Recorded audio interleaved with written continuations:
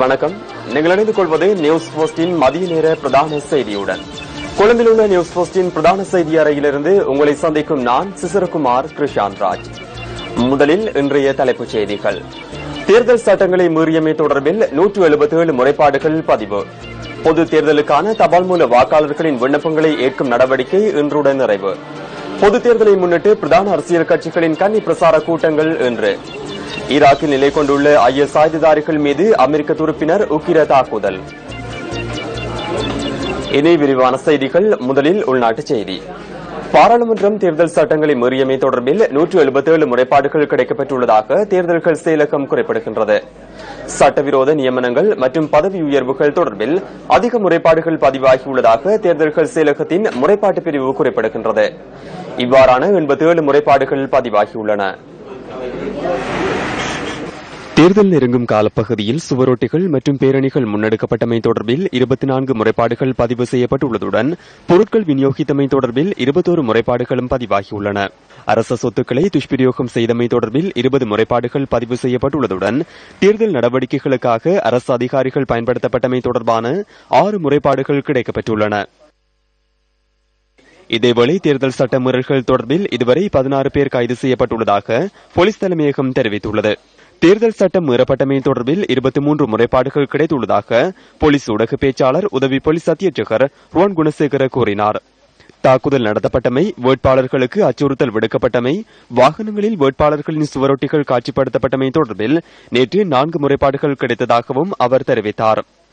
தேர்தல் சட்ட மீறல்கள் தொடர்பில் கைது செய்யப்பட்டவர்களை நீதிமன்றில் ஆஜர்படுத்த நடவடிக்கை எடுத்துள்ளதாகவும் போலீஸ் ஊடக பேச்சாளர் தெரிவித்தார். கடந்த தேர்தலை போன்று தற்காலிக அடையாள அட்டைகளை இம்முறை தேர்தலிலும் விநியோகிக்க நடவடிக்கை எடுத்துள்ளதாக தேர்தல்கள் செயலகம் தெரிவித்துள்ளது. அடையாள அட்டைகள் மேம்படுத்தலின் பின்னர் தற்காலிக அடையாள அட்டைகள் செல்லுபடியாகும் என மேலதிக தேர்தல்கள் ஆணையாளர் MM முகமது தெரிவித்தார். தற்காலிக அடையாள அட்டைகளை பெறாதவர்கள் ஆகஸ்ட் 10ஆம் தேதிக்கு முன்னர் தற்காலிக அடையாள அட்டைகளை பெற்றுக் கொள்ள முடியும் என மேலதிக தேர்தல்கள் ஆணையாளர் தெரிவித்தார். வாக்காளர்கள் தமது கிராம சேவகரிடம் சென்று உரிய நடைமுறைகளை பின்பற்றுமாறு மேலதிக தேர்தல்கள் ஆணையாளர் கேட்டுக் கொண்டார். அத்துடன் தேர்தலில் போட்டியிடும் வேட்பாளர்களின் விருப்பு இலக்கங்கள் இன்னும் சில தினங்களில் வழங்கப்படும் என தேர்தல்கள் செயலகம் தெரிவித்துள்ளது. தாக்கல் செய்யப்பட்டுள்ள வேட்பு மனுக்களை அகர வரிசையில் ஒழுங்குபடுத்தும் பணிகள் இடம்பெற்று வருவதாக மேலதிக தேர்தல்கள் ஆணையாளர் MM முகமது குறிப்பிடுகின்றார். அகர வரிசையில் ஒழுங்குபடுத்தப்பட்ட வேட்பு மனுக்கள் இன்று முதல் தேர்தல்கள் செயலகத்திற்கு கிடைப்பதாகவும் அவர் கூறினார்.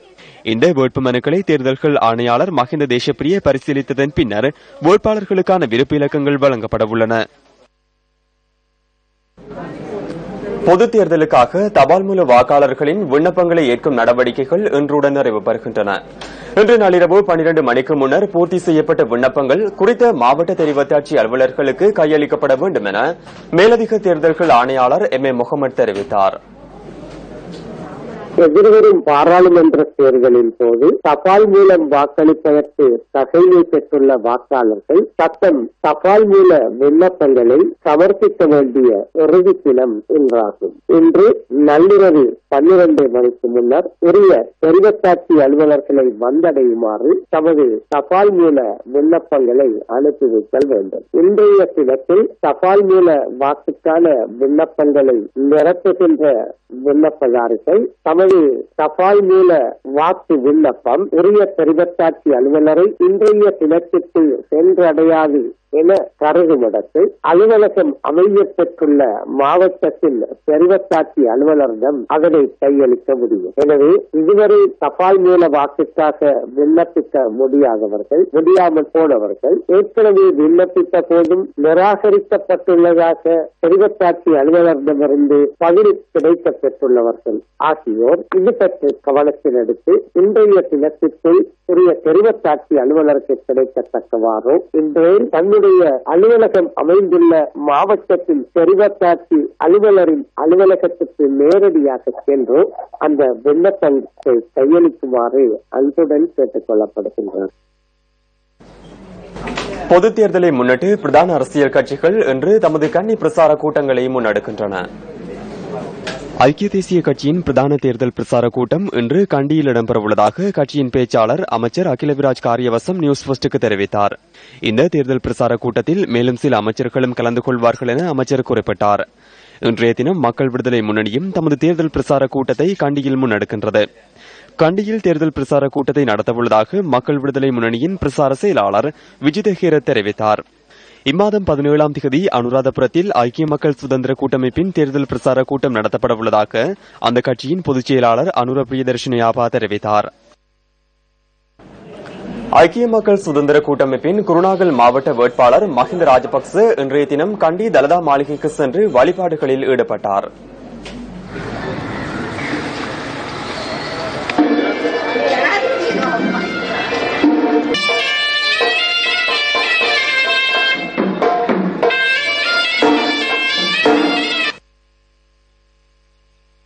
மத்திய மாகாண முதலமைச்சர் சரத் ஏகநாயக்க உட்பட ஐக்கிய மக்கள் சுதந்திர கூட்டமைப்பின் வேட்பாளர்களும் இதன்போது கலந்து கொண்டனர்.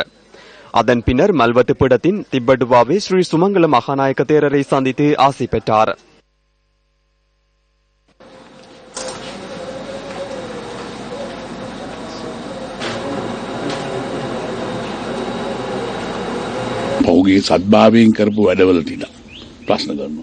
கடந்த காலத்தில் சிறந்த நோக்கங்களுக்காக முன்னெடுக்கப்பட்ட திட்டங்கள் தொடர்பில் பல்வேறு கேள்விகளை எழுப்புகின்றனர்.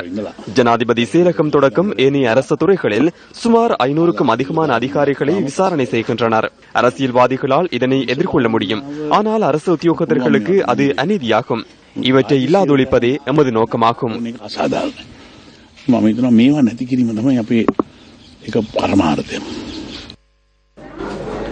பொது தேர்தலுக்கான வேட்புமனு தாக்கல் செய்யப்பட்டதன் பின்னர் பேரணிகள் நடத்தியவர்கள் தொடர்பில் போலீசார் விசாரணைகளை ஆரம்பித்துள்ளனர். பேரணிகளை நடத்தியவர்களுக்கு எதிராக வழக்கு தாக்கல் செய்வதற்கு நடவடிக்கை எடுப்பதாக போலீஸ் ஊடக பேச்சாளர் உதவி போலீஸ் அத்தியட்சகர் ருவான் குணசேகர தெரிவித்தார்.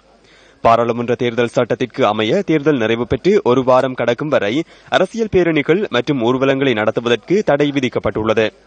சமூக நல மற்றும் மத ஊர்வலங்களை மாத்திரமே இந்த காலப்பகுதியில் நடத்த முடியும் எனவும் போலீஸ் ஊடக பேச்சாளர் சுட்டிக்காட்டினார். எவ்வாறாயினும் நேற்று வேட்புமனு தாக்கல் செய்யப்பட்டதை அடுத்து மத்திய, வடமேல் மற்றும் தென் மாகாணங்களின் பல பகுதிகளில் வாகன பேரணிகள் மற்றும் ஊர்வலங்கள் நடத்தப்பட்டதாக போலீசாருக்கு தகவல் கிடைத்துள்ளது.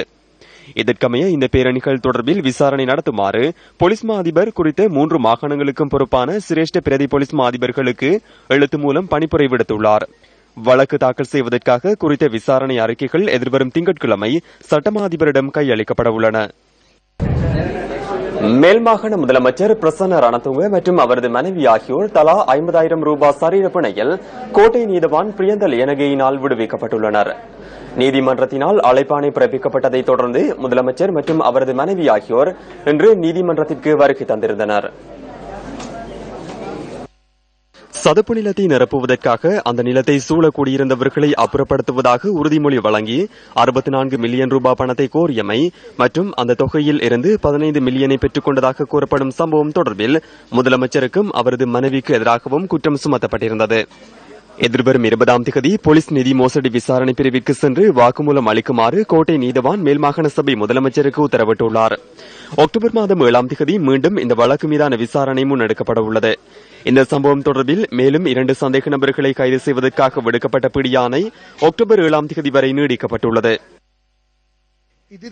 அரசியல் பழிவாங்கலை முன்னெடுக்கின்றனர். ஆனால் அவர்கள் எதிர்பார்த்ததை போன்று இடம்பெறவில்லை. அவ்வாறு செய்தாலும் நாட்டு மக்கள் நான் அவ்வாறு செய்திருக்க மாட்டேன் என நம்புவார்கள். உண்மை விரைவில் வெளிப்படும். மெல்லிசை மன்னர் MS விஸ்வநாதன் இன்று காலை இயற்கை எய்தினார். திரையுலகின் முடிசூடா மன்னராக வலம் வந்த பழம்பெரும் இசையமைப்பாளர் MS விஸ்வநாதன் வைத்தியசாலையில் அனுமதிக்கப்பட்டிருந்த நிலையில் சிகிச்சை பலனின்றி இன்று காலை 4 மணி அளவில் உயிரிழந்தார். கடந்த சில தினங்களாக மூச்சு திணறல் காரணமாக அவதிப்பட்டு வந்த விஸ்வநாதன் வைத்தியசாலையில் அனுமதிக்கப்பட்டிருந்தார். சென்னையில் உள்ள அவரது இல்லத்தில் திரையுலகினர் மற்றும் பொதுமக்கள் அஞ்சலிக்காக அவருடைய உடல் வைக்கப்பட்டுள்ளது. மெல்லிசை மன்னர் MS விஸ்வநாதனின் இறுதி மரியாதை நாளை காலை இடம்பெறவுள்ளதாக அறிவிக்கப்பட்டுள்ளது.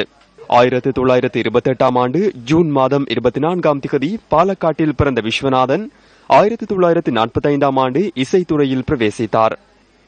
தமிழ், ஹிந்தி, மலையாளம், கன்னடம், தெலுங்கு என பல மொழிகளிலும் 1200க்கு மேற்பட்ட திரைப்படங்களுக்கு இசையமைத்துள்ள விஸ்வநாதனின் இழப்பு திரையுலகிற்கு ஈடு செய்ய முடியாதது. புத்தளம் ரயில் நிலைய பொறுப்பதிகாரி தொடர்பில் விசாரணைகள் ஆரம்பிக்கப்பட்டுள்ளன. ஒரே ரயில் மார்க்கத்தில் 2 ரயில்கள் பயணித்தமை தொடர்பிலேயே இந்த விசாரணை முன்னெடுக்கப்படுவதாக ரயில்வே போக்குவரத்து அத்தியட்சகர் எல்ஏஆர் ரத்நாயக்க தெரிவித்தார். பொருட்களை ஏற்றி செல்லும் 2 ரயில்களும் கோளாறு காரணமாக ஒரே மார்க்கத்தில் பயணித்துள்ளமையை ரயிலொன்றின் சாரதி அவதானித்துள்ளார். அதன் பிரகாரம் அவர் ரயிலை நிறுத்தி விபத்தை தடுத்துள்ளதாக எல்ஏஆர் ரத்நாயக்க தெரிவித்தார். எவ்வாறாயினும் 2 ரயில்களும் ஒரே மார்க்கத்தில் பயணித்தமை தொடர்பில் விசாரணைகள் ஆரம்பிக்கப்பட்டுள்ளன. சட்டவிரோத செயல்களுக்கு உதவும் இலங்கை அகதிகளுக்கு எதிராக நடவடிக்கை எடுக்கப்படும் என தமிழக கடலோர பாதுகாப்பு குழுமத்தின் போலீஸ் மா அதிபர் சொக்கலிங்கம் எச்சரிக்கை விடுத்துள்ளார்.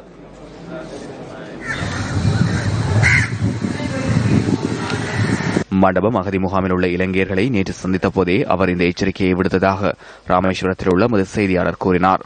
இலங்கை அகதிகள் எதிர்நோக்கி வருகின்ற பிரச்சினைகள் குறித்தும் கேட்டறிந்த தமிழக கடலோர குழுமத்தின் போலீஸ் மா அதிபர் இந்த பிரச்சினைகளுக்கு விரைவில் தீர்வு வழங்கப்படும் எனவும் உறுதியளித்துள்ளார். இந்த சந்திப்பில் மத்திய மற்றும் மாநில உளவு பிரிவு அதிகாரிகளும் கலந்து கொண்டிருந்தனர். மண்டபம் அகதி முகாம்களில் சமூக விரோத செயற்பாடுகளும் தேச விரோத செயல்களும் அதிகரித்துள்ளதாகவும் இதன்போது சுட்டிக்காட்டப்பட்டுள்ளது. இலங்கையிலிருந்து சட்டவிரோதமாக தமிழகத்தை சென்றடைவோருக்கு முகாம்களில் அடைக்கலம் வழங்கப்படக்கூடாது என இலங்கை அகதிகளுக்கு ஆலோசனை வழங்கப்பட்டுள்ளது.